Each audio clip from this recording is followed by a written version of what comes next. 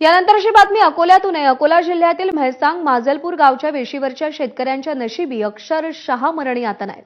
त्यांच्या शेतीला सध्या तलावाचं रूप आलंय आणि याला कारण आहे एका मंडळ अधिकाऱ्यानं आपल्या शेतात केलेला आगाऊपणा। याच गावचे मंडळ अधिकारी असलेल्या शेख अन्सारुद्दीन आणि इतर काही लोकांनी आपल्या शेतात बांध घातलाय। या बांधामुळे अडलेल्या पाण्यामुळे गावातील 50 ते 60 शेतकऱ्यांची जवळपास 300 एकर शेती पाण्याखाली गेली आहे। विशेष म्हणजे शेतकऱ्यांनी तक्रार केलेल्या प्रश्नाचा तपास अधिकारी हाच मंडळ अधिकारी शेख अन्सारुद्दीन आहे। एकीकडे मराठवाडा आणि पश्चिम महाराष्ट्रातले शेतकरी पुरामुळे देशोधडीला लागण्याच्या वाटेवर आहेत। अकोल्यातील शेतकरी मात्र या मानवनिर्मित पुरामुळे उद्ध्वस्त होण्याच्या मार्गावर आहेत। या परिस्थितीतून प्रश्न सोडवायचा असेल तर तहसीलमधील काही भ्रष्ट प्रवृत्ती पैशांची मागणी करत असल्याचा आरोपही काही शेतकऱ्यांनी केलाय।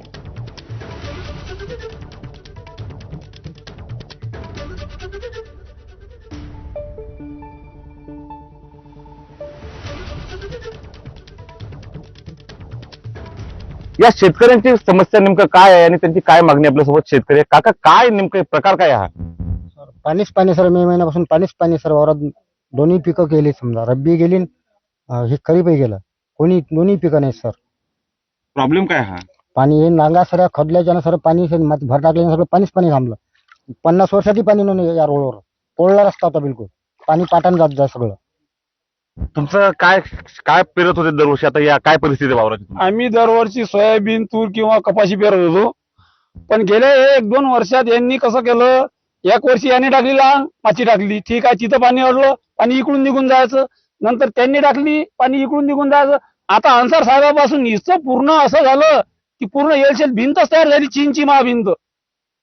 आता पाणी जाईल कुठून?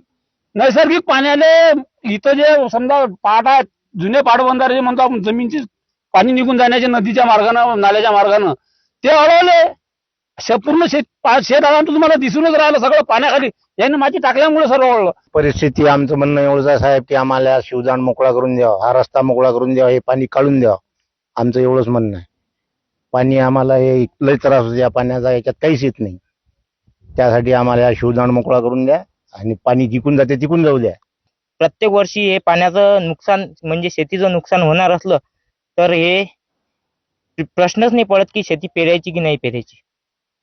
तरुण आहे, त्याच्या डोळ्यात पाणी येत आहे, तुला बोलताना तुझ्या भावना अनावर झालेल्या, काय परिस्थिती काय घरची तुझ्या? परिस्थिती सर खायची सोय नाही घरी, नाही सर। किती लोक आहे घरी? घरी 5 जण। या शेतकऱ्यांचा प्रश्न खरं सुटणार आहे का? आणि मायबाप सरकार या शेतकऱ्यांच्या पाठीशी खरंच राहणार आहे का? हा प्रश्न आहे।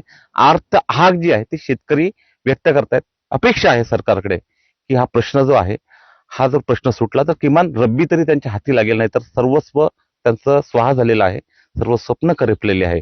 मायबाप सरकारनं त्यांचं सुगीचं स्वप्न जे आहे ते किमान रब्बीत तरी पूर्ण करावं, एवढीच माफक अपेक्षा।